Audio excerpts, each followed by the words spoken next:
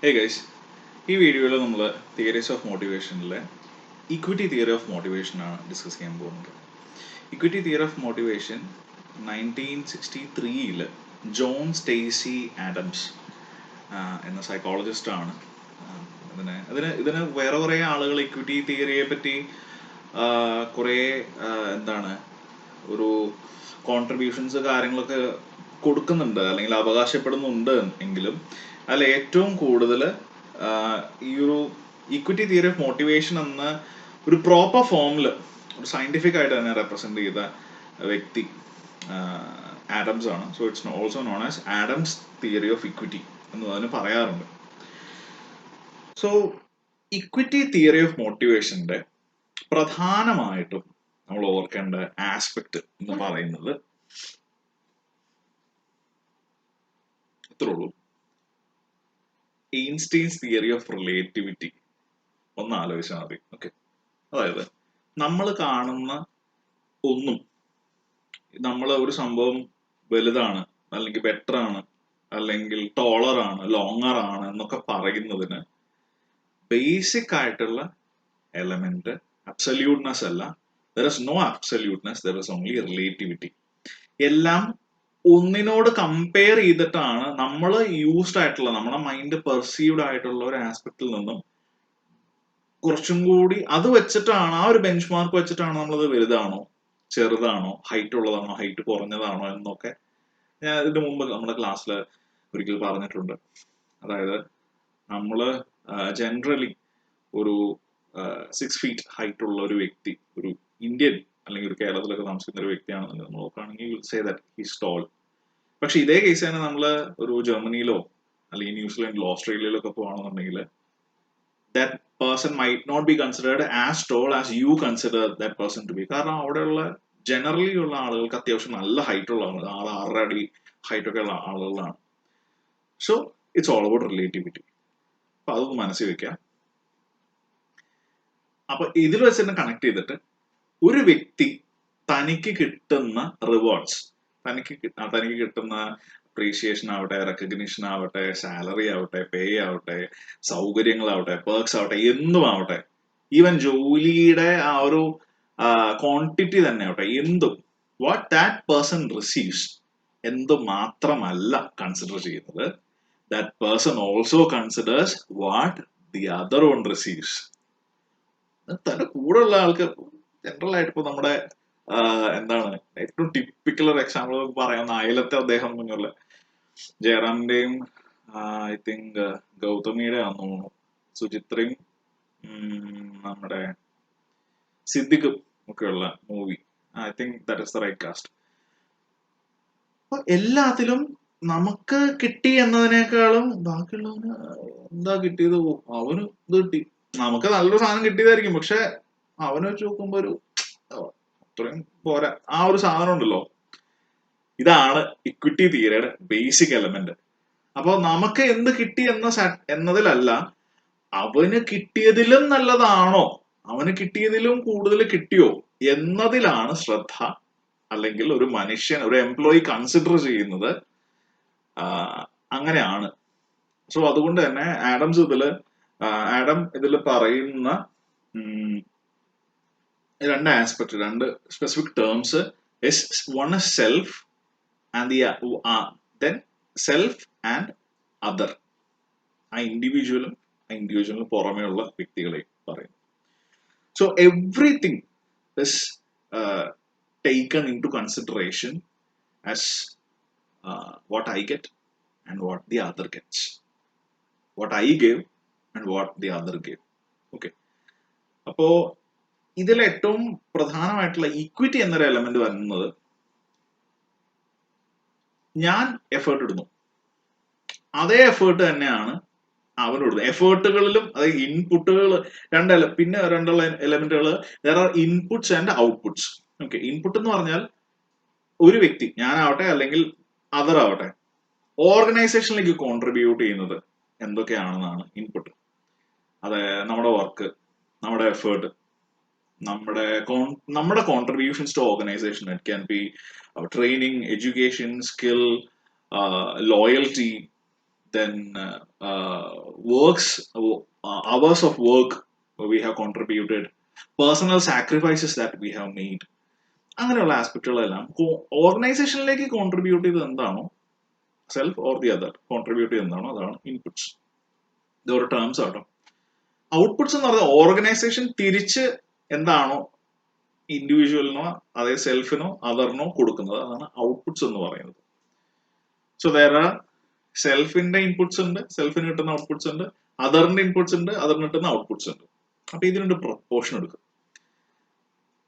അപ്പോ ഞാൻ കൊടുക്കുന്ന, അപ്പൊ സെൽഫ് എന്ന് വെച്ചാൽ ഞാൻ ആയിരിക്കും, നിങ്ങളാണ് അതർ. ഞാൻ കൊടുക്കുന്ന അല്ലെങ്കിൽ എനിക്ക് കിട്ടുന്ന ഔട്ട്പുട്ട്സ് അല്ലെങ്കിൽ outcomes compared to what I have given, ആ റേഷ്യോ ഉണ്ടല്ലോ, അതായത് the self individual's outcomes divided by individuals inputs.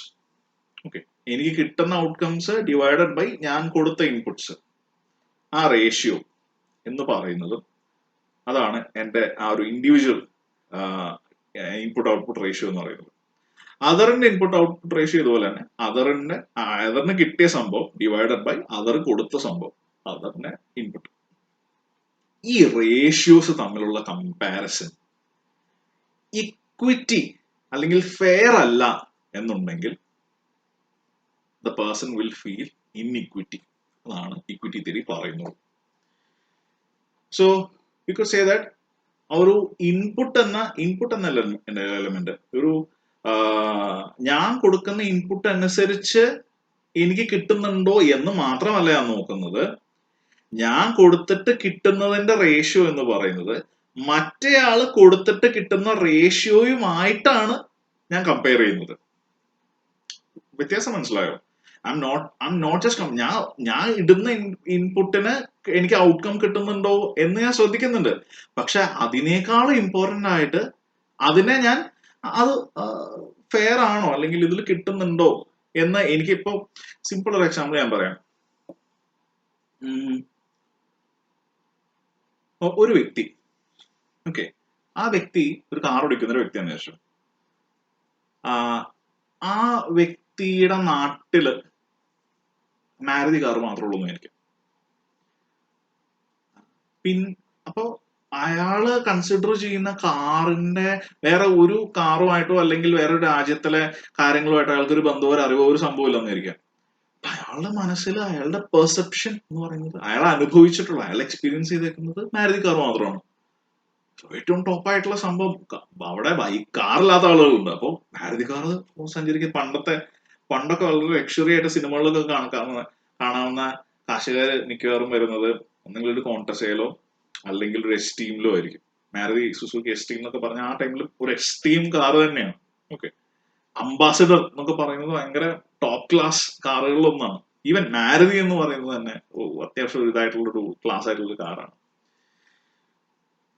Imagine ഇവിടെ ഉള്ളൊരു വ്യക്തി, അയാൾ പുറത്തൊരു രാജ്യത്ത് പോയി, അവിടെ ചെന്നിട്ട് അയാള് ഒരു ടാറ്റ സഫാരി ഓടിച്ചു എന്നായിരിക്കും, അല്ലെങ്കിൽ കുറച്ചും കൂടി ഇതായിട്ടുള്ള SUV അല്ലെങ്കിൽ വേറൊരു കാറ്റഗറിയിലുള്ള ഒരു ആസ്പെക്ട് പോയി എന്ന് വിചാരിച്ചു. ഓട്ടോമാറ്റിക്കലി അയാൾ തിരിച്ചു വരുമ്പോൾ മാരുതി കാറിൽ അങ്ങനത്തെ ഓട്ടോമാറ്റിക്കലി ഒരു ഫീലിംഗ് വരും. Because now he has something to compare. അയാൾക്ക് അതിനേക്കാളും സോ കോൾഡ് ബെറ്റർ എന്ന് നമുക്ക് പറയാൻ പറ്റില്ല, because that is obviously based on perception. പക്ഷെ when he has something to compare, ആ എക്സ്പീരിയൻസിനെ റിലേറ്റിവിറ്റി എന്നൊരു എലമെന്റ് നമ്മൾ അത്രയും നാൾ തോന്നിയിരുന്ന എലമെന്റിനേക്കാളും വ്യത്യസ്തമായിരിക്കും. അതുപോലെ തന്നെയാണ് നമ്മളൊരു ആസ്പെക്റ്റിനെ കൺസിഡർ ചെയ്യുന്നത് ആസ് ഇറ്റ് ഈസ് മാത്രമല്ല, അതിനൊപ്പം നമ്മുടെ ഹ്യൂമൻ ബ്രെയിൻ ഓറിയന്റ് ചെയ്തേക്കുന്നത് അങ്ങനെയാണ്. ഞാൻ മുമ്പ് ഒരു ക്ലാസ്സിലൊരു എക്സാമ്പിൾ പറഞ്ഞതാണ്. അതായത് നമ്മൾ ചെറിയ ഒരു വാച്ച് കെട്ടിക്കൊണ്ട് നടന്നിട്ട് നമ്മൾ വലിയൊരു വാച്ച് കെട്ടുമ്പോൾ നമുക്കത് ഭയങ്കര വലുതായിട്ട് തോന്നും. ഇത് കുറെ നാൾ യൂസ് ചെയ്ത് കഴിയുമ്പോൾ നമ്മൾ look at it as usual watch. എന്നിട്ട് നമ്മൾ ആ ചെറിയ വാച്ച് കെട്ടുമ്പോൾ അത് നേരത്തെ നമുക്ക് എത്രത്തോളം ചെറുതായി തോന്നിയിരുന്നു അതിനേക്കാളും ചെറുതായിട്ട് തോന്നും. Because we got use to the bigger watch. റിലേറ്റിവിറ്റിയാണ്, അതാണ് ഞാൻ ആദ്യം പറഞ്ഞ റിലേറ്റിവിറ്റിനെ ബേസ് ചെയ്തിട്ടാണ്. അപ്പൊ ഇക്വിറ്റി തിയറിയിലേക്ക് വരുമ്പോൾ ഈ ഔട്ട്പുട്ട് എന്ന് പറയുന്നത് ഓർഗനൈസേഷന്റെ ഔട്ട്പുട്ട് അല്ലെങ്കിൽ നമുക്ക് ഈ ഇൻഡിവിജ്വലിന് കിട്ടുന്ന ഔട്ട്പുട്ട് എന്ന് പറയുന്നത് പല കാര്യങ്ങളാവട്ടോ. പേ ആവാം, അപ്രൈസൽ ആവാം, റെക്കഗ്നിഷൻ ആവാം, കമ്പനി വക കാർ കൊടുക്കുന്നതാവാം, ബിഗർ ഒരു ഓഫീസ് കൊടുക്കുന്നതാവാം, അവാർഡ് കൊടുക്കുന്നതാവാം, അങ്ങനെ എന്ത് വേണമെങ്കിലും ആവാം. ഈവൻ അച്ചീവ്മെന്റ്, ഓക്കെ ഞാൻ അങ്ങനെ കിട്ടി, ആ ഒരു സാധനം എംപ്ലോയി ഓഫ് ദ മന്ത് എന്നുള്ള ടൈറ്റിൽസ് ആവാം, anything which that employee that individual receive from the organization. അപ്പോൾ നമ്മൾ പറഞ്ഞ റേഷ്യോ, നമ്മൾ പറഞ്ഞ ഇക്വേഷൻ ആലോചിക്കാം. അതായത് individual's outcomes divided by individuals inputs and its relation with others output or outcome divided by others input. ഇത് രണ്ടും സെയിം ആണ്, ഈക്വൽ ആണ് എന്നുണ്ടെങ്കിൽ ആ പേഴ്സൺ കൺസിഡേഴ്സ് ഓക്കെ ഇതിന്റെ തന്നെയാണ്, ഈ റേഷ്യോയിൽ തന്നെയാണ്, ആ റേഷ്യോയിൽ പ്രൊപ്പോർഷനേറ്റ് ആയിട്ടാണ് അല്ലെങ്കിൽ അതിന് ഈക്വൽ ആയിട്ടാണ് നിൽക്കുന്നതെന്നുണ്ടെങ്കിൽ ഹി ഫീൽസ് ഇക്വിറ്റി, അല്ലെങ്കിൽ ഇക്വിറ്റബിൾ ആയിട്ട് തോന്നും. He seems okay it is fair എന്ന് തോന്നും. ഇനി അടുത്ത രണ്ട് സംഭവമാണ് ശ്രദ്ധിക്കേണ്ടത്. ഇൻഡിവിജ്വലിന്റെ outcome by input ratio to others outcome by input ratio എന്ന് പറയുന്നത് ഇൻഡിവിജ്വലിൻ്റെതായ ആ റേഷ്യോ അതറിനേക്കാളും കൂടുതലാണെന്നുണ്ടെങ്കിൽ ഹി ഫീൽസ് റിവാർഡഡ് അല്ലെങ്കിൽ ഓവർ റിവാർഡഡ് എന്നൊക്കെ വേണമെങ്കിൽ പറയാം. അയാൾക്ക് കൂടുതൽ എന്താണ് ഒരു റിവാർഡ് കിട്ടിയതുപോലെയായിട്ട് അയാൾക്ക് ഫീൽ ചെയ്യും. He will be feel recognized, you will have a sense of achievement, and we could say that it is known as positive equity. Okay, equal ആയിട്ട് ഫീൽ ചെയ്യുന്നത് equity, it's just call equity. ഇൻഡിവിജ്വലിന്റെ ratio അതറിനേക്കാളും കൂടുതലായിട്ട് നിൽക്കുകയാണെന്നുണ്ടെങ്കിൽ it is called positive equity. നേരെ തിരിച്ച് individuals outcomes or outputs divided by individuals inputs, ആ ratio എന്ന് പറയുന്നത് others outcome or outputs divided by others input എന്നതിനേക്കാളും കുറഞ്ഞിരിക്കുകയാണ്. അഥവാ അതേഴ്സിന്റെ റേഷ്യോ എന്ന് പറയുന്നത് ഇൻഡിവിജ്വലിന്റെ റേഷ്യോയിനേക്കാളും കൂടുതലാണ്, അപ്പുറത്തെ വശത്ത് കൂടുതലാണെന്നുണ്ടെങ്കിൽ അൺറിവാർഡഡ് ആയിട്ട് ഫീൽ ചെയ്യും. It is called as negative equity. ഇതാണ് പ്രധാനമായിട്ട് ഇക്വിറ്റി തിയറിയിൽ പറയുന്ന ആസ്പെക്റ്റുകൾ. ഓക്കെ, അപ്പൊ ഈ റേഷ്യോ എന്ന് പറയുന്നത് ഒരു വ്യക്തിയുടെ മാത്രമല്ല, അയാള് he will compare that with the other, he will assess it, then only he will feel ഓ അവൻ ഇത്ര, നിങ്ങൾ പലപ്പോഴും ചില കമ്പനീസിലാണെങ്കിലും ഓർഗനൈസേഷനിലാണെങ്കിലും അവൻ ഇമാതിരി നിസ്സാര പണിയെടുത്തിട്ട് അവന് ഇത്രയും നിസ്സാര പണി ചെയ്തിട്ട് അവൻ ഇത്രയും പൈസ ഇട്ടത് എന്തൊരു അന്യായം അല്ലേ, എന്തൊരു അന്യായമാണല്ലേ, എന്തൊരു അൺഫെയർ ആണല്ലേ. അതാണ് ഇക്വിറ്റി എന്ന് പറയുന്നത്. ഈ ഇക്വിറ്റി തിയറി പറയുന്ന ഒരു ആസ്പെക്ട് അതാണ്. We have a common tendency to compare the output input or the outcome reward ratio of others to that of ours, others to that of ours. Okay, ഈ കമ്പാരിസന്റെ ബേസിസിലാണ്. അപ്പൊ ഇതിൽ ഓരോന്നിലും തോന്നുന്നത്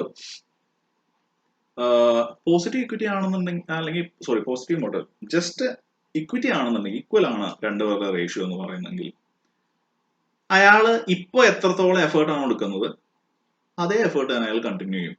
കാരണം എനിക്ക് ചെയ്ത ജോലിക്ക് എനിക്ക് പ്രതിഫലം കിട്ടുന്നുണ്ട്, അല്ലെങ്കിൽ ഐ ആം ബീങ് റിവാർഡ്.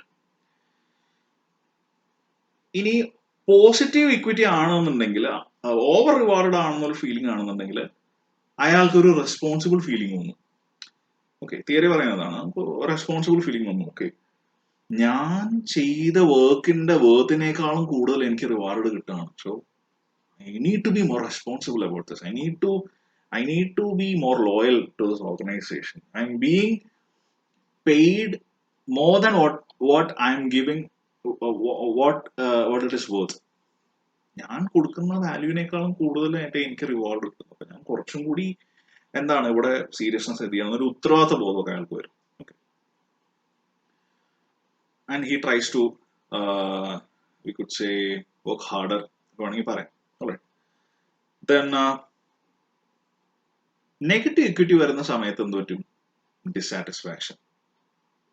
ഞാൻ ഈ മാതിരി പണിയൊക്കെ എടുത്തിട്ട് എന്നത്രയും തന്നെ പണിയെടുത്ത അവന് കൂടുതൽ ശമ്പളം,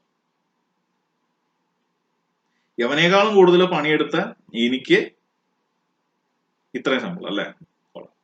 ഞാൻ പണിയെടുത്തിട്ട് എന്തിനാരും എന്നുള്ളൊരു ചിന്ത വരും. He will feel unrewarded, he will be feeling unrecognized, unaffiliated, underpaid. That's the right word. Underpaid ആയിട്ട് ഫീൽ ചെയ്യും.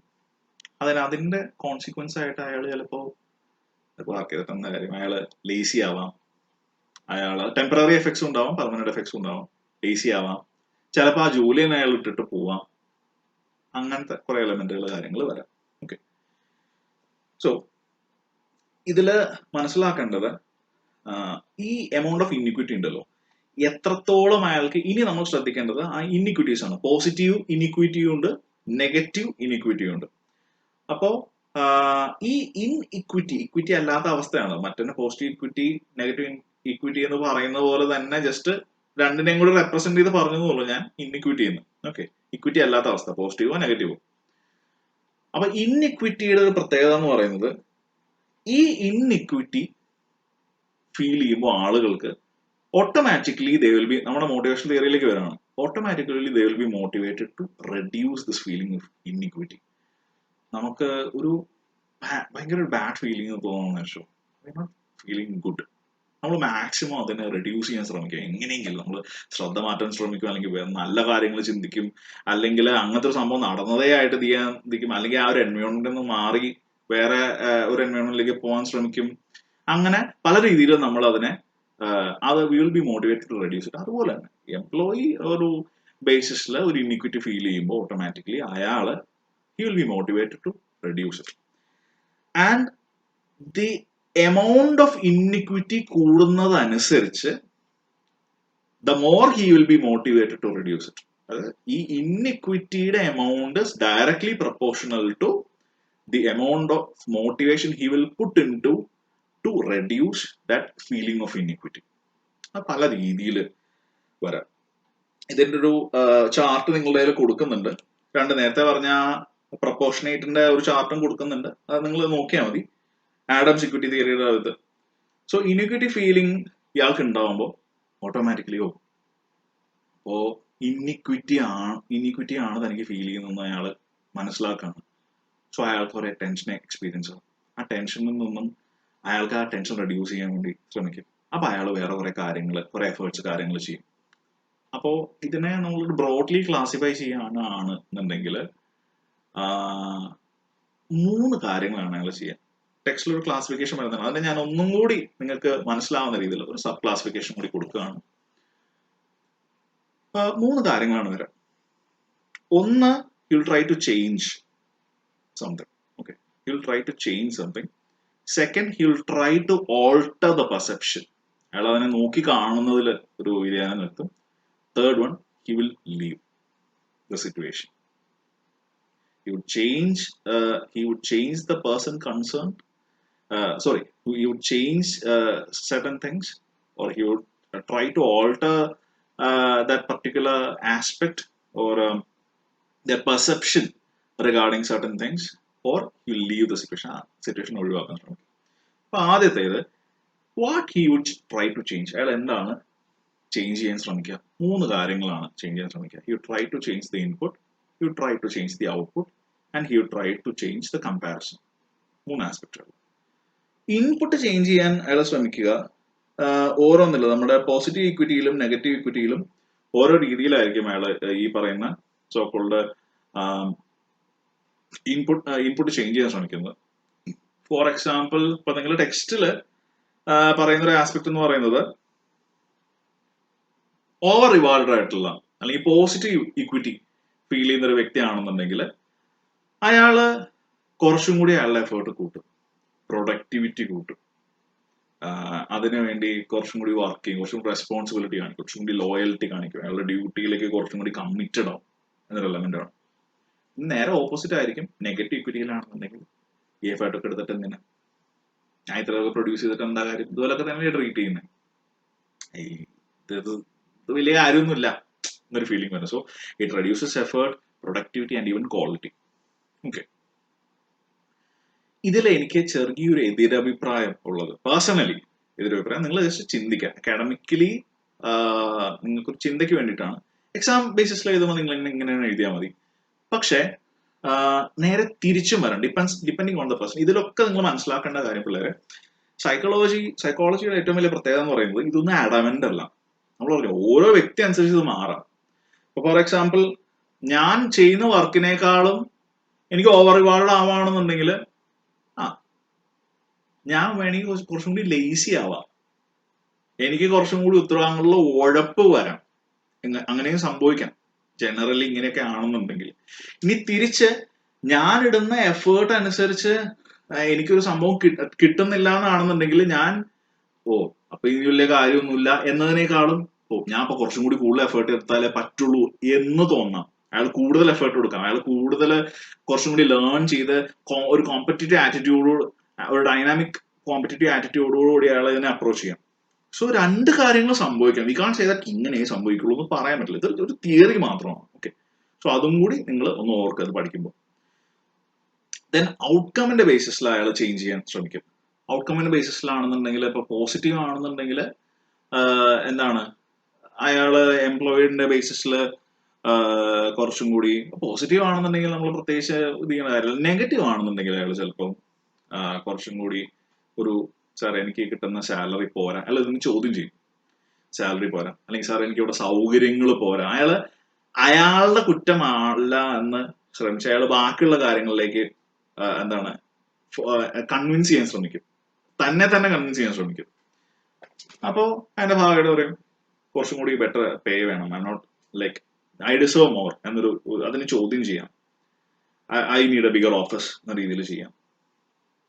ഒരു പോസിറ്റീവ് ഔട്ട്കം ഒക്കെ ആണെന്നുണ്ടെങ്കിൽ നമ്മൾ നേരത്തെ പറഞ്ഞ പോലെ തന്നെ എന്താണ് ഓർഗനൈസേഷനിൽ നിന്നും കിട്ടുന്നതിനോടുള്ള ഔട്ട്കമ്മിനോടുള്ള അപ്രോച്ച് അല്ലെങ്കിൽ ആ പറയുന്ന ആസ്പെക്റ്റുകൾ ചേഞ്ച് ചെയ്യുക. ആൾ കുറച്ചും കൂടി ഉത്തരവാദിത്തത്തോടെ പെരുമാറാം.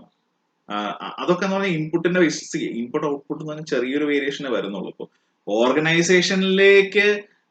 ഓർഗനൈസേഷനിൽ നിന്നും കിട്ടുന്ന ഒരു കാര്യം അയാൾ ഇനിയിപ്പോ ചോദ്യം ചെയ്യേണ്ടതോ അല്ലെങ്കിൽ അങ്ങനത്തെ ഒരു ആസ്പെക്ട് പോസിറ്റീവിൽ വരുന്നില്ല, അതുകൊണ്ടാണ് അവിടെ മെൻഷൻ ചെയ്യാത്തത്. നെഗറ്റീവിലാണ് പ്രധാനമായിട്ട് ചോദ്യം ചെയ്യാനുള്ളത്.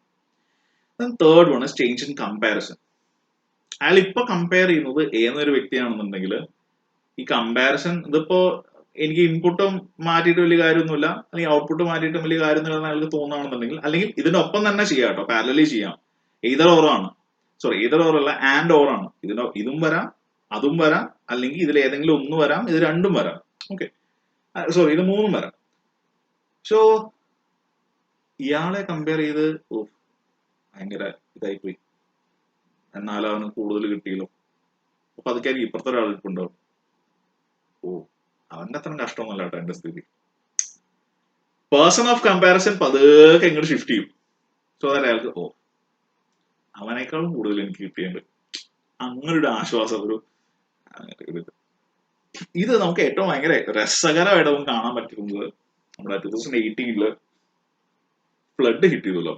ഫ്ലഡ് ഹിറ്റ് ചെയ്ത് രസകരം എന്ന് ഞാൻ സർക്കാസ്റ്റിക്കലി പറഞ്ഞതാണ്.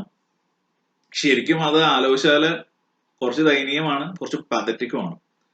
അതായത് അത്രയും നാള് ഒരു കൂരയ്ക്ക് കീഴില് എല്ലാവരും ജാതി മത ഭേദമന്യേ അങ്ങനത്തെ ഒരു ചിന്തയോ ബാക്കി കാര്യങ്ങളോ ഒന്നും ഇല്ലാണ്ട് ഒരുമിച്ച് ഒത്തൊരുമയോടുകൂടി ആ ഒരു ഫ്ലഡിനെ നേരിട്ടിട്ട് ഈ കിറ്റും ബാക്കി കാര്യങ്ങളൊക്കെ കിട്ടുമ്പോ അവന് കിട്ടിയത് അവൾക്ക് കിട്ടിയത് എന്നെക്കാളും വലിയ കിറ്റാ, അവന് 2 ഉരുളക്കിഴങ്ങ് കൂടുതൽ കിട്ടി, ഇവന് 5 മുരിങ്ങയ്ക്ക് ഇത് കുറവാ, എനിക്ക് തക്കാളി കിട്ടിയത് 2 ചീഞ്ഞതാ. ഈ കമ്പാരിസൺ വന്നു, അഥവാ മനുഷ്യന്റെ തനി സ്വഭാവം പുറത്ത് ചാടി എന്ന് വേണമെങ്കിലും പറയാം. ആ സിറ്റുവേഷൻ അവരുടെ ആയപ്പോ പിന്നെ ഇപ്പൊ എന്താ കാലം കിടക്കോളം ആണല്ലോ. ജനറലി ഞാൻ പറഞ്ഞ കേട്ടോ, എല്ലാവരും അങ്ങനെയല്ല. ഇതെല്ലാം എല്ലാത്തിനും ഇതിന് എക്സെപ്ഷൻസ് ഉണ്ടാവും, depending on situations, depending on persons. Even ഒരു വ്യക്തി തന്നെ പല സാഹചര്യത്തില് പല രീതിയിൽ പെരുമാറാം. പല വ്യക്തികൾ ചിലപ്പോൾ ഒരേ സാഹചര്യത്തിൽ ഒരുപോലെ പെരുമാറിയെന്നും വരാം. അങ്ങനെ പല പല കോമ്പിനേഷൻസ് ആണ്. മനുഷ്യ മനസ്സെന്ന് പറഞ്ഞാൽ അത്രയും കോംപ്ലക്സ് അല്ലേ. Alright, so second broad classification is alter the perception. ഇതിനെ നോക്കി കാണുന്നതിനെ പറ്റി, perception about what, about the inputs and outputs of the self and the other. So സെൽഫിന്റെ ഇൻപുട്ട് ആൻഡ് ഔട്ട്പുട്ടിലുള്ള പെർസെപ്ഷൻ ഓൾട്ടർ ചെയ്യാനാണെന്നുണ്ടെങ്കിൽ ഓവർ പെയ്ഡ് ആയിട്ടുള്ള ഒരു എംപ്ലോയി തന്റെ കാഴ്ചപ്പാട് മാറ്റും. അയാൾക്ക് ഓവർ റിവാർഡ് ഓവർ പെയ്ഡ് ആണെന്നുണ്ടെങ്കിൽ അയാൾ ഞാൻ ഡിസേർവ് ചെയ്യുന്നതിനേക്കാളും എനിക്ക് കുറച്ചും കൂടി ഒരു റെക്കഗ്നിഷൻ എനിക്ക് കിട്ടുന്നുണ്ട്, അല്ലെങ്കിൽ റിവാർഡ് എനിക്ക് കിട്ടുന്നുണ്ട്. I need to be bit more responsible, I need to put more effort. ആൾക്കൊരു ഇത് വരും, ഒരു ഇങ്ങനെ അല്ലല്ലോ. നമുക്ക് നമ്മുടെ വീട്ടിൽ നിന്നോ അല്ലെങ്കിൽ ഒരു ഓർഗനൈസേഷനിൽ നിന്നൊക്കെ ഫ്രീഡം ഭയങ്കരമായിട്ട് കിട്ടുമ്പോൾ ഓട്ടോമാറ്റിക്കലി നമുക്ക് റെസ്പോൺസിബിലിറ്റി കൂടുതൽ വരും. നമ്മളെ പിടിച്ചു വെക്കാൻ നോക്കുമ്പോൾ മാക്സിമം നമ്മൾ അതിൽ നിന്ന് സ്ട്രഗിൾ ചെയ്ത് അല്ലെങ്കിൽ റിബൽ ചെയ്ത് അതിൽ നിന്ന് റിവോൾട്ട് ചെയ്ത് പുറത്ത് ചാടാൻ ശ്രമിക്കുമെങ്കിൽ നമ്മളെ റെസ്പോൺസിബിലിറ്റി നീ എന്നാ ശരി ചെയ്തോ എന്ന് പറയുമ്പോൾ നമുക്ക് തന്നെ ഒരു ഉത്തരവാദിത്തം വരുമോ. നമ്മളെ വിശ്വസിച്ചാണല്ലോ ഒരാള് നമ്മളിങ്ങനെ വീട്ടിൽ നിന്ന് വിട്ടേക്കുന്നതോ അല്ലെങ്കിൽ നമ്മളെ വിശ്വസിച്ചാണല്ലോ ഒരു ജോലി നമ്മളെ ഏൽപ്പിച്ചേക്കുന്നതെന്ന് പറയുമ്പോൾ നമുക്ക് ഓട്ടോമാറ്റിക്കലി റെസ്പോൺസിബിലിറ്റി കൂടാനുള്ള സാധ്യത കൂടുതലാണ്. Okay, so that is about over paid. സെൽഫിന്റെ auto alternate perceptions about inputs and outputs regarding self. Under paid ആണെന്നുണ്ടെങ്കിൽ ഇതുപോലെ തന്നെ ആ വ്യക്തിയുടെ ജോബിന്റെ ഇമ്പോർട്ടൻസ് അയാൾ വല്ലാണ്ട് റെഡ്യൂസ് ചെയ്യാം. വലിയ കാര്യമൊന്നുമില്ല. അയാൾ ചിലപ്പോൾ ആഗ്രഹിച്ച് മോഹിച്ച് ഒരു ജോലി ചെയ്യുന്നതായിരിക്കാം, പക്ഷെ അയാള് കൊടുക്കുന്ന ആ ഒരു ഇൻപുട്ട് അനുസരിച്ച് അയാൾക്ക് ഔട്ട്പുട്ട് കിട്ടാത്തപ്പോ അവര് this is just another job, ഇതിൽ വലിയ കാര്യമല്ല, പണി അങ്ങ് തീർത്ത് വിടാം എന്ന രീതിയിൽ ആ ഒരു ആറ്റിറ്റ്യൂഡിലേക്ക് മാറാം. Same in the case of എന്താണ് അതറിന്റെ ഇൻപുട്ട് ഔട്ട്പുട്ടിന്റെ മുകളിലുള്ള പെർസെപ്ഷൻസും ഇതുപോലെ തന്നെ അയാൾ മാറ്റാം. പിന്നെ ഒരു സിറ്റുവേഷനിൽ ലീവ് ദ സിറ്റുവേഷൻ, ആ അവസ്ഥ അങ്ങ് വിടാം, ടെമ്പററി ആവാം. അയാള് കൂടുതൽ ലീവ് എടുക്കാം, അയാളുടെ കാര്യങ്ങളില് കുറച്ചും കൂടി എന്താണ് ശ്രദ്ധ ചെലുത്തുന്നത് കുറയ്ക്കാം, അയാൾ കുറച്ചും കൂടി ലേസി ആവാം, അല്ലെങ്കിൽ പെർമനന്റ് ആയിട്ടുള്ള ഒരു സിറ്റുവേഷൻ ഡിപ്പാർട്ട് ചെയ്യാനാണെന്നുണ്ടെങ്കിൽ അയാൾ ആ ഓർഗനൈസേഷൻ തന്നെ റിസൈൻ ചെയ്ത് പോവാം. സോ അങ്ങനെ പല രീതിയിലാണ് ആ വ്യക്തി ഇനിക്വിറ്റിയോട് റെസ്പോണ്ട് ചെയ്യുന്നത്. അല്ലേ? നിങ്ങളുടെ ടെക്സ്റ്റിലില്ലാത്ത ഒരു പോയിന്റും കൂടി ഞാൻ ആഡ് ചെയ്യാണ്. ഞാൻ കഴിഞ്ഞ വീഡിയോയിൽ മാക്ഗ്രഗർ, നിങ്ങൾ ഈ വീഡിയോ കാണുമ്പോൾ അതിന്റെ അടിയിൽ എല്ലാ വീഡിയോസിനും അല്ല, ചിലതില് നമ്മൾ പറയുന്നതിനെ ഈ ടെക്സ്റ്റിലൊക്കെ എന്ന് പറഞ്ഞാൽ ജസ്റ്റ് അതിനെ ടച്ച് ചെയ്ത് പോകുന്നുള്ളൂ. അപ്പൊ if you want to have a further information, ഞാൻ അതില് എനിക്ക് കൊള്ളാമെന്ന് തോന്നുന്ന ചില വീഡിയോസിന്റെ അല്ലെങ്കിൽ ചില ആർട്ടിക്കിൾസിന്റെയോ വെബ് പേജിന്റെ ലിങ്ക് ഞാൻ ഡിസ്ക്രിപ്ഷനിൽ കൊടുത്തേക്കാം. അപ്പൊ നിങ്ങൾ അതും കൂടി നോക്കുകയാണെന്നുണ്ടെങ്കിൽ, ഇഫ് യു ആർ ഇൻട്രസ്റ്റഡ്, നിങ്ങൾക്ക് അതും കൂടി നോക്കുകയാണെന്നുണ്ടെങ്കിൽ യു വിൽ ഹാവ് ലൈക്ക് ഒരു ഡീറ്റെയിൽ ഒരു ഐഡിയ കുറച്ചും കൂടി ഉണ്ടാവും. അപ്പൊ ഞാൻ കഴിഞ്ഞ വീഡിയോയിൽ ഞാൻ അങ്ങനെ ഒരു ഡിസ്ക്രിപ്ഷൻ ലിങ്ക് ഇട്ടിട്ടുണ്ട് വേറൊരു വീഡിയോയുടെ. നല്ല രീതിയിൽ അത് ഡിസ്ക്രൈബ് ചെയ്യുന്നതുകൊണ്ടാണ്, സിമ്പിൾ ആയിട്ട് പറയുന്നതുകൊണ്ടാണ്. അതുപോലെ ഇതിന്റെ ഞാൻ ഒരു 2 ആർട്ടിക്കിൾസ് കുറച്ച് ആസ്പെക്റ്റും കൂടി, കാരണം ഇവിടെ ഈ എന്താണ് ഈ പറയുന്ന റെസ്പോൺസസ് ടു ഇന്നിക്വിറ്റി ഒക്കെ ഭയങ്കര ഹോരൊക്കെ പറയുന്നുണ്ടെങ്കിലും ശരിക്കും ഇക്വിറ്റി തിയറിയിൽ ഇത്രയും ഡീറ്റെയിൽ ആയിട്ട് ഇതിനൊന്നും പറയാനില്ല. നിങ്ങൾ ടെക്സ്റ്റിൽ അത്രയും പറയുന്നതുകൊണ്ടാണ് ഇത്രയും എക്സ്പ്ലെയിൻ ചെയ്തത്. പക്ഷെ ഇതിൽ ടെക്സ്റ്റിൽ പറയാത്തൊരു പോയിന്റും കൂടി പറയണമെന്ന് എനിക്ക് തോന്നി. അതായത് ഇക്വിറ്റി തിയറിയിൽ പറയുന്ന റെഫറന്റ് ഗ്രൂപ്പ്സ് ഉണ്ട്, കുറച്ച് റെഫറന്റ് ഗ്രൂപ്പ്സ്. അതായത് ഈ വ്യക്തി അയാളെ റെഫർ ചെയ്യുന്ന certain set of individuals, group of പേഴ്സൺസിനാണ്. അതിനെ നമുക്ക് നമ്മുടെ ഒരു ഗ്രിഡ് പോലെ ക്രിയേറ്റ് ചെയ്തിട്ട് it is more like self, others, then inside, outside, അങ്ങനെ ഒരു ഗ്രിഡാണ്. നമ്മൾ മറ്റേ ജൊഹാരി വിൻഡോയുടെ ഒരു ഇത് വരുന്നുണ്ടല്ലോ, ആ ഒരു ആസ്പെക്ട് തന്നെ. പിന്നെ ജൊഹാരി വിൻഡോ ഞാൻ നിങ്ങൾക്ക് പഠിപ്പിച്ചത് വേസ്റ്റ് ആയില്ല, കാരണം ട്രാൻസാക്ഷൻ അനാലിസിസ് എന്നുള്ള മൊഡ്യൂളിൽ വരുന്നുണ്ട് ജൊഹാരി വിൻഡോ. അപ്പൊ അത് പിന്നെയും എടുക്കുന്നതായിരിക്കില്ല എന്ന് ഇപ്പോൾ പറയട്ടെ. അപ്പൊ അത് ക്ലിയർ ആയിട്ട് നമ്മൾ 1, 2, 3 ക്ലാസ്സസ് ആയിട്ട് നമ്മൾ എടുത്തിരുന്നതാണ്. പ്രോപ്പറായിട്ട് വായിച്ചാൽ മതി നിങ്ങൾ. Okay, so self, others, there is self, others, and there is inside and outside. Okay, അപ്പൊ ഇതിന്റെ കോമ്പിനേഷൻസ് എന്ന് പറയുന്നത് സെൽഫ് ഇൻസൈഡ് വരാം, സെൽഫ് ഔട്ട്സൈഡ് വരാം, അതേഴ്സ് ഇൻസൈഡ് വരാം, അതേഴ്സ് ഔട്ട്സൈഡ് വരാം. എന്താണ് ഞാൻ പറയാം, സെൽഫും അതേഴ്സും വ്യത്യാസമില്ലല്ലോ, അത് എക്സ്പീരിയൻസ് ആണ്. സെൽഫ് എന്ന് പറഞ്ഞാൽ തന്റെ എക്സ്പീരിയൻസ്, തനിക്ക് തന്നെ ഫീൽ ചെയ്യുന്ന എക്സ്പീരിയൻസ്. അതേഴ്സ് എന്ന് പറയുന്നത് തനിക്ക് മറ്റുള്ളവരുമായിട്ട് കമ്പയർ ചെയ്യുമ്പോൾ ഉണ്ടാവുന്ന എക്സ്പീരിയൻസ് എന്ന് പറയുന്നത്. ഇൻസൈഡ് ഔട്ട്സൈഡ് എന്ന് പറയുന്നത് ഓർഗനൈസേഷന്റെ ഫ്രെയിംവർക്കാണ്, ഓർഗനൈസേഷനകത്ത്, ഓർഗനൈസേഷന് പുറത്ത്. സെൽഫ് ഇൻസൈഡ് എന്ന് പറയുന്നത്, imagine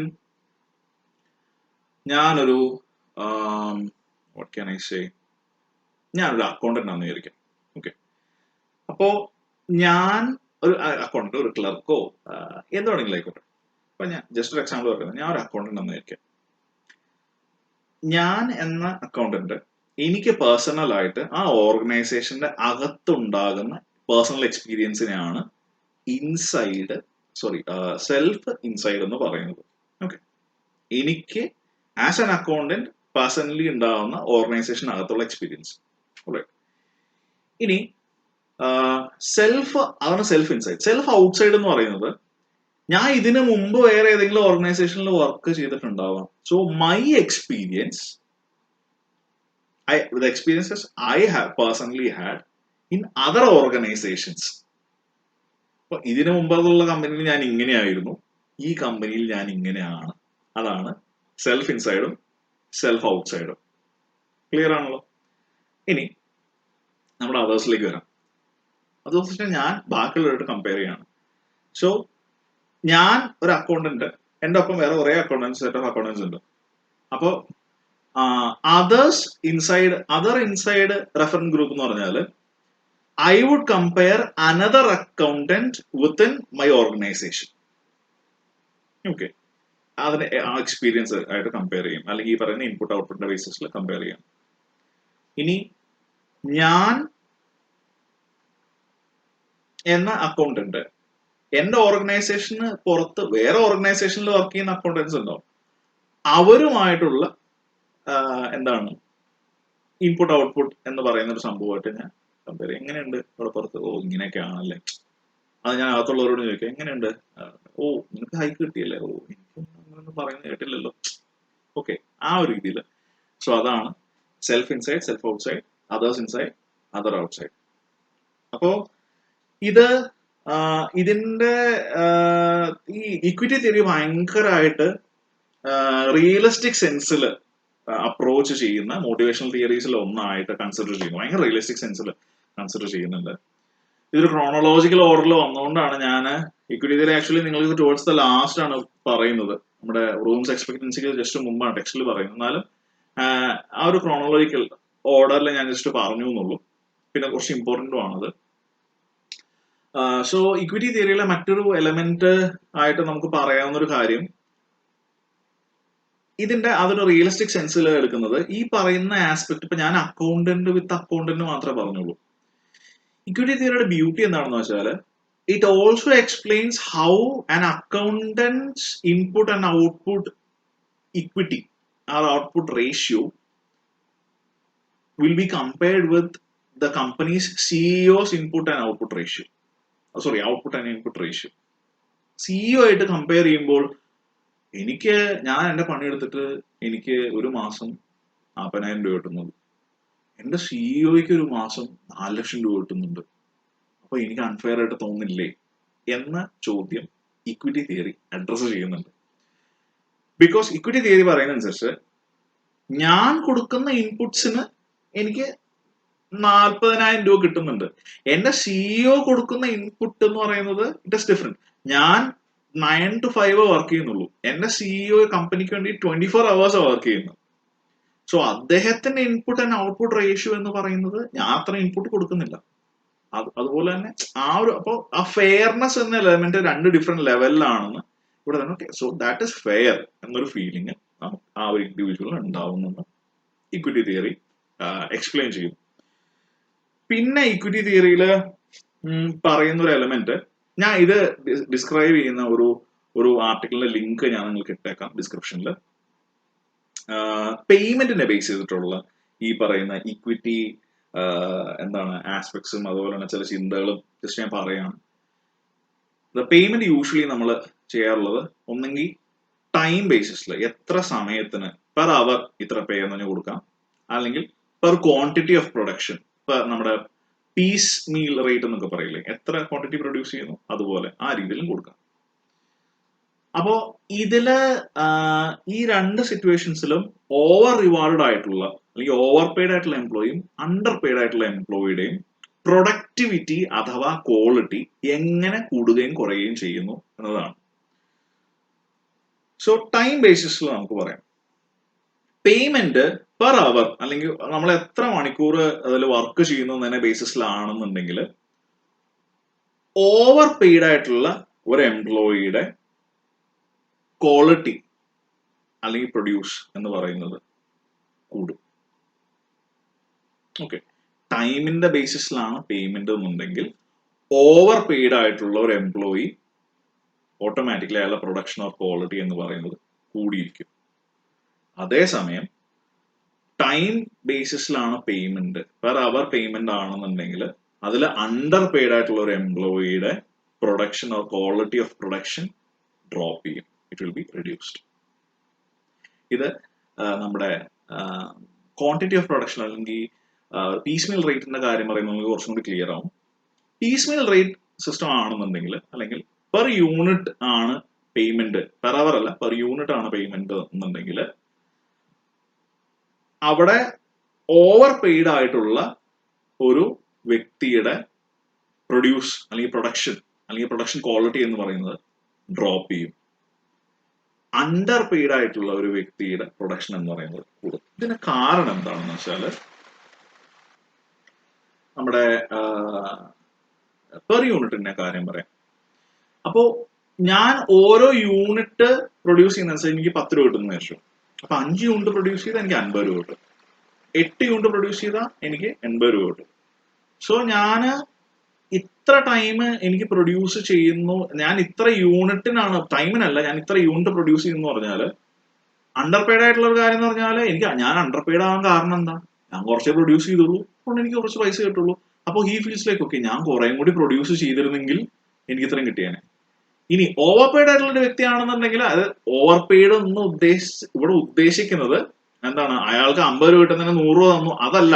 ഫെയർനെസ്സിലുള്ള ഇക്വിറ്റിയിലുള്ള over rewarded under rewarded എന്ന ആസ്പെക്ട് ആണെന്ന് മനസ്സിലാക്കുക. കൺഫ്യൂസ് ആകരുത് കേട്ടോ. ജസ്റ്റ് നിങ്ങൾ ഇതിനെ ഒന്ന് വിഷ്വലൈസ് ചെയ്ത് കറക്റ്റ് നിങ്ങൾക്ക് കിട്ടും. അപ്പൊ ഞാന് 5 എണ്ണം പ്രൊഡ്യൂസ് ചെയ്തപ്പോ എനിക്ക് 50 രൂപ കിട്ടി. അപ്പൊ ഞാൻ 50 എണ്ണം പ്രൊഡ്യൂസ് ചെയ്താൽ എനിക്ക് 500 രൂപ കിട്ടും എന്നുള്ള അയാൾക്ക് ആ ഒരു പറയുന്ന ഒരു സംഭവം ഓട്ടോമാറ്റിക്കലി എന്താണ് കൂടേണ്ടതാണ്. പക്ഷെ ഇതിന് നേരെ ഓപ്പോസിറ്റ് ആയിട്ട് കുറയും. അയാൾ 50 എണ്ണം പ്രൊഡ്യൂസ് ചെയ്തു, 50 എണ്ണം പ്രൊഡ്യൂസ് ചെയ്തപ്പോ എനിക്ക് 500 രൂപ കിട്ടി. അല്ലെങ്കിൽ സോറി, അത്രയും ഒരു എക്സ്റ്റെൻഡിലേക്ക് കൊണ്ടുവരുന്നു. 10 എണ്ണം പ്രൊഡ്യൂസ് ചെയ്തപ്പോ എനിക്ക് 100 രൂപ കിട്ടി. 10 എണ്ണമൊക്കെ പ്രൊഡ്യൂസ് ചെയ്യേണ്ട ആവശ്യമുണ്ടോ, ഇത്രയൊക്കെ മതി എന്ന് പറഞ്ഞിട്ട് അയാൾ പതുക്കെ സ്റ്റാൻഡേർഡ് പതുക്കെ 10 അല്ലെങ്കിൽ ഒരു 9, 8 എന്ന് പറഞ്ഞിട്ട് അയാൾ ആ പ്രൊഡക്ഷൻ അല്ലെങ്കിൽ ആ ക്വാളിറ്റി ഓഫ് പ്രൊഡക്ഷനിൽ അയാൾ എന്തെങ്കിലും ഉടായ്പ കാണിക്കും. ഓവർ പെയ്ഡ് ആയിട്ടുള്ള ഒരു വ്യക്തിയാണെന്നുണ്ടെങ്കിൽ ടൈമിൽ എന്ന് പറയുന്നത് നേരെ ഫ്ലിപ്പ് ഓപ്പോസിറ്റ് ആയിരിക്കും ടൈമിൽ. പിന്നെ ഇക്വിറ്റി തിയറിയിൽ നിങ്ങൾ ശ്രദ്ധിക്കേണ്ട ഏറ്റവും വലിയൊരു എക്സാമ്പിൾ, ഏറ്റവും വലിയൊരു ആസ്പെക്ട് എന്ന് പറയുന്നത് ഇൻഡിവിജ്വൽ ബിഹേവിയർ. ഇത് നമ്മുടെ പെർസെപ്ഷന്റെ കാര്യത്തിലേ പറയുന്നതാണ്. ഇൻഡിവിജ്വൽ ഒരിക്കലും അയാളുടെ ബിഹേവിയർ എന്ന് പറയുന്നത് ആക്ച്വൽ സെറ്റ് ഓഫ് എന്താണ് സിറ്റുവേഷനെ ബേസ് ചെയ്തിട്ടായിരിക്കില്ല, ആക്ച്വൽ സിറ്റുവേഷനെ പറ്റിയുള്ള ഇൻഫർമേഷനെ ബേസ് ചെയ്തിട്ടായിരിക്കില്ല. അയാൾ ആ സിറ്റുവേഷനെ പറ്റി എന്താണോ പെർസീവ് ചെയ്യുന്നത് അതിനെ ബേസ് ചെയ്തിട്ടായിരിക്കും അയാളുടെ ബിഹേവിയർ എന്ന് പറയുന്നത്. അത് ഭയങ്കര ഇമ്പോർട്ടന്റ് ആയിട്ടുള്ള ആസ്പെക്ട് ആണ്.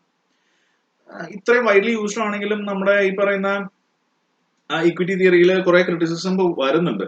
അപ്പൊ അതിൽ പ്രധാനമായിട്ടും നമുക്ക് പറയാവുന്ന ഒരു ആസ്പെക്ട് ഇതിന്റെ ഇവാലുവേഷന്റെ ബേസിസിൽ കുറച്ച് കാര്യങ്ങൾ പറയുന്നതാണെന്ന് വെച്ചാല്, യെസ്, ക്രിറ്റിസിസത്തിന്റെ ഏറ്റവും ലാസ്റ്റ് തന്നെ പറയുന്നുണ്ട്, how does A person choose the comparison other. ഇത് എക്സ്പ്ലെയിൻ ചെയ്യാത്ത ചില കാര്യങ്ങളാണ്. എന്തിന്റെ ബേസിസിലാണ് ഇയാളെ കമ്പയർ ചെയ്യാം അല്ലെങ്കിൽ അയാളെ കമ്പയർ ചെയ്യാം എന്ന് പറയുന്നത്. ഇയാളുടെ അയാളെ ക്ലോസ്ലി റിസംബിൾ ചെയ്യുന്നതുകൊണ്ടാണോ, അതോ ഇയാള് ചെയ്യുന്ന അതേ ഏകദേശം എന്റെ പോലെ തന്നെയൊക്കെ അയാള് അത് എന്ത് ബേസിസിലാണ് ഞാനിട്ട് കമ്പയറബിൾ ആണ് അയാള്, അല്ലെങ്കിൽ ഇയാളെ കമ്പയർ ചെയ്താൽ മതി എന്ന് ഞാൻ ചൂസ് ചെയ്യുന്നത് എന്ന് ഇക്വിറ്റി തിയറിക്ക് എക്സ്പ്ലെയിൻ ചെയ്യാൻ പറ്റിയിട്ടില്ല.